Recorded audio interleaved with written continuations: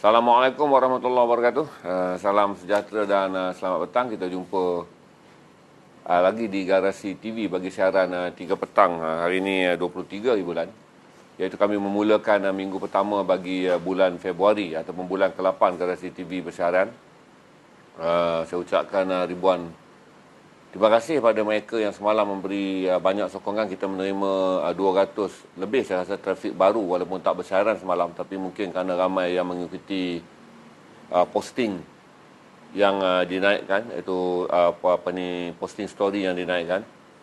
Terima kasih pada lebih 500 orang yang like dan juga komen, share bagi artikel yang disiarkan semula daripada sumber asal The Malaysia Insight tu, mengenai magic streaming buku. Dan juga lebih 300 orang yang setakat ni memberi respon kepada artikel kedua yang saya naikkan lewat petang semalam mengenai stream teater at Garasi TV sempena stream buku 48 jam yang akan dijalankan pada 5 dan 6 bulan Mac. Saya mengucapkan banyak terima kasih kerana dulu kalau saya naikkan artikel-artikel bukan jeans, kadar bacaannya sangat rendah, kadar respon dan kadar komen yang sangat rendah. Jadi saya test sebab lama betul kita tak naikkan artikel mengenai perbukuan, dan juga kali pertama kita naikkan artikel mengenai teater. Saya ucapkan terima kasih kerana nampak ketara sekarang jumlahnya meningkat hampir 200 ke 300% respon saudara. Berbanding dulu kalau saya sharekan artikel akademik, nak dapat 100 pun susah like, apatah lagi 10 komen. Share selalunya di bawah daripada 15. Tapi Alhamdulillah kerana ramai orang mula meningkatkan minat dia terhadap perbukuan dan kerja-kerja seni. Sepanjang Februari kita banyak berkempen mengenai perbukuan dan juga berkongsi hal-hal yang di luar daripada stereotip jeans ni, dengan membawa Yui Haji Sahari bercakap mengenai Khalid Saleh, Tan Sri Johan bercakap mengenai novel Salina.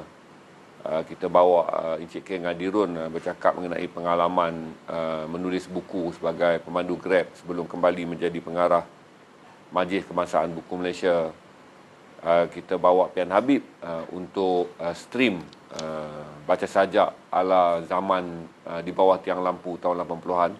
Berarti minat saudara telah meningkat dan semua orang mula memberi respon apabila kita bercakap mengenai hal-hal yang bukan jeans biru ni, yang bukan denim ni, bukan dunia petarung semangat biru ni. Tuan-tuan memberi sokongan, Alhamdulillah. Saya harap kita boleh menambah lebih jangkauan trafik garasi di luar daripada komuniti jin, walaupun kita akan mengekalkan sumber pendapatan kita adalah perniagaan barangan terpakai dan jenama keluaran garasi. Tetapi sebagai sebuah channel perkongsian stream pengetahuan, kita akan menaik taraf stream pengetahuan kita untuk bukan saja berkongsi mengenai jeans, tapi kita akan menambah nilai perkongsian untuk berkongsi isu-isu semasa, kebudayaan, kesenian bahasa dan sastra. InsyaAllah kalau ada respon menarik, kita akan menaikkan nilai tambah kepada perkongsian keagamaan. InsyaAllah pada Ramadan nanti.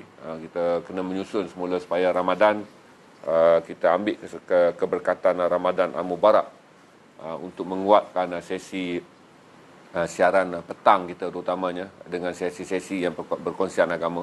InsyaAllah saya akan cuba dapatkan beberapa orang yang suka stream dan pada masa yang bersama mereka adalah ustaz yang mahir untuk berkongsi hal-hal yang saya fikir sesuai untuk tuan-tuan ni, bukanlah dosa pahala syurga neraka, tetapi good values ataupun nilai-nilai murni dalam Islam yang boleh kita praktikkan hari ke hari sebagai tasawuf harian, iaitu amalan baik yang bersangkut dengan hati nurani tapi boleh dilakukan secara mudah dalam kehidupan harian. Tak ada berapa angka sekarang, Amin? 273, angka hari Selasa 3 petang. Mungkin ramai orang dah mula kembali bekerja. Berarti kita akan kehilangan sedikit angka pada sebelah petang. Tapi Alhamdulillah, kerana sasaran saya sebelah petang sekarang ni 400 dah tinggi tu untuk sesi perkongsian.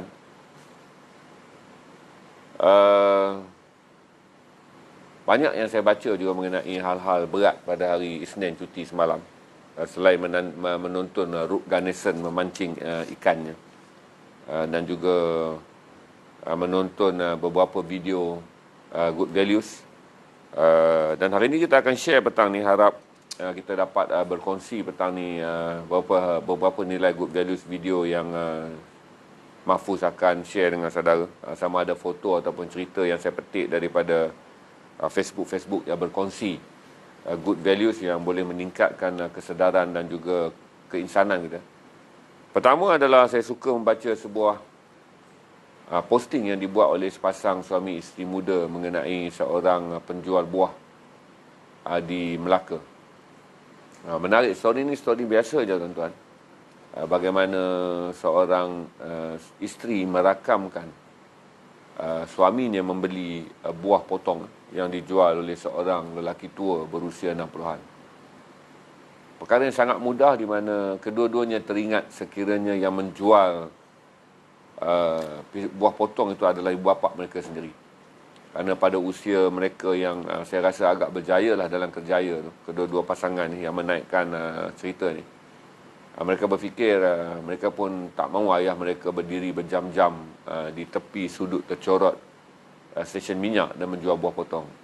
Jadi apa yang mereka ambil keputusan adalah mereka mampu dan mereka beli semua buah potong tu supaya pakcik yang menjualnya boleh pulang ke rumah lebih awal dan berehat. Kerana pada mereka sekiranya itulah ibu dan ayah mereka, mereka mahukan di bawah cuaca panas ibu dan ayah mereka berada di rumah. Jadi pasangan ini berkongsi kisah bagaimana pakcik ini menitiskan air mata kerana mustahil lah suami isteri tuan-tuan nak beli buah satu peti tu yang saya rasa mungkin menelan belanja hingga RM50 tu. Tapi dibeli semua dengan niat buah boleh saja diberi pada sesiapa untuk makan. Tetapi niat untuk memberikan waktu kepada seorang lelaki pensionan, lelaki tua, keluarga emas kembali pulang ke rumah dan berehat. Kerana menganggap itu bukanlah waktu yang sesuai berjaja di bawah terik panas matahari. Kerana kita tahu beberapa hari ini cuaca agak panas, sangat panas 2-3 hari ini. Kemudian posting ini dibaca oleh anak kepada lelaki yang menjual buah ni. Seorang yang berada di Kuala Lumpur dan seorang yang berada di Pulau Pinang. Kedua-dua anak ni memberitahu bahawa mereka juga agak lama tak berjumpa dengan ayah mereka sejak PKP. Dan mereka memberitahu bahawa ayah mereka meniaga kerana dia tak boleh duduk diam. Dia seorang lelaki yang memang rajin bekerja. Mereka juga mengucapkan terima kasih pada pasangan ini kerana membantu ayah mereka pulang awal dan berehat di rumah. Dan mereka juga membuat keputusan bahawa selepas PKP ini mereka akan pulang ke Melaka dan membawa ayah mereka untuk tinggal bersama di Kuala Lumpur bagi memastikan ayah mereka tidak sunyi dan terpaksa keluar berjualan hanya untuk mengisi waktu lapang. Jadi kalau ayah tinggal bersama anaknya di Kuala Lumpur mungkin dapat menghabiskan masa berehat dan tidak bosan, kan, dapat bermain dengan cucu, dapat berada di sekitar anak-anak dan menantu. Jadi ini ada cerita yang baik yang dikongsi oleh posting Facebook ni. Saya rasa sangat terharu membacanya kerana kita ada banyak generasi muda yang saya fikir saya banyak baca posting semalam orang mula merindui ibu bapa. Saya rasa ini adalah kesan kerana PKP di Lembah Kelang ni. Jadi kesan kerinduan kepada ibu bapa dah sangat kuat. Sebab saya baca komen-komen pun ramai orang kata, oh aku segera teringat bapa aku. Alamak, yang mengalir air mata kerana teringat ayah.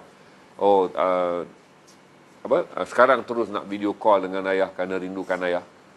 Jadi saya fikir ini antara kesan impak emosi yang dialami oleh anak-anak di perantauan yang tinggal berjauhan dengan ayah. Tetapi pada masa yang sama, PKP yang menghalang pergerakan rentas negeri menyebabkan ramai orang tak dapat berdekatan dengan keluarga.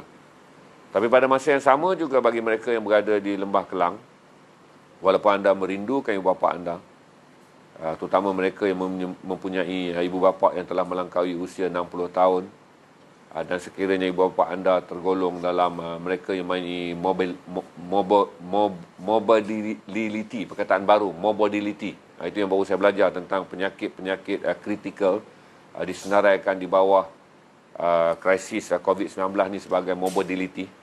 Kalau anda mempunyai ibu bapa yang mempunyai penyakit darah tinggi, kencing manis, akut ataupun asma atau apa sahaja yang berkaitan dengan kelemahan radang paru-paru ataupun diabetes tadi saya sebut, pastikanlah kalau anda datang daripada zon merah, anda tidak bertemu dengan ibu bapa anda selagi anda tidak diswab dan disahkan tidak bergejala. Kerana bimbang kerana sekiranya kita yang muda, anda yang muda-muda ni, yang merasakan anda sihat, tetapi sebenarnya anda adalah sihat bergejala. Berarti anda berada dalam satu COVID-19, iaitu anda sebenarnya ada membawa kuman, tetapi kuman tersebut tidak bergejala kerana saudara muda dan punya antibodi yang kuat. Jadi jangan anggap anda bila anda sihat adalah masa yang sesuai untuk pulang berkunjung ke kampung halaman bertemu dengan ibu bapa. Sekiranya ibu bapa anda adalah warga emas, terutama sekali yang mengalami morbidity. Kita juga mengucapkan terima kasih kepada, mengucapkan selamat mengharung peperiksaan SPM, walaupun terlewat sikit. SPM bermula semalam, tapi garasi tak bersiaran semalam. Kepada lebih 400,000 calon yang mengambil peperiksaan SPM dan 100,000 yang akan mengambil STPM. Ada 500,000 anak-anak kita sekarang yang sedang mengharung minggu yang mencabar. Setelah mengharung sesi persekolahan yang mencabar kerana ramai yang tak dapat hadir ke sekolah kerana PKP juga menutup sistem persekolahan. Dan apabila mereka kembali bersemuka dengan guru dalam sistem persekolahan hanya 2 ke 3 minggu dan mereka menduduki peperiksaan semalam. Jadi kita doakan semua calon-calon peperiksaan yang menduduki peperiksaan itu, hampir 500,000 orang ni, lebih 500,000 pelajar ni, berjaya mengharung sesi peperiksaan SPM, STPM, SPMV dan sijil agama ni, STAM, Sijil Tinggi Agama Malaysia ni, anda dapat mengharung musim peperiksaan yang penuh mencabar. Anda sentiasa bersedia dan lulus cemerlang. Ini untuk anak-anak yang ke SPM.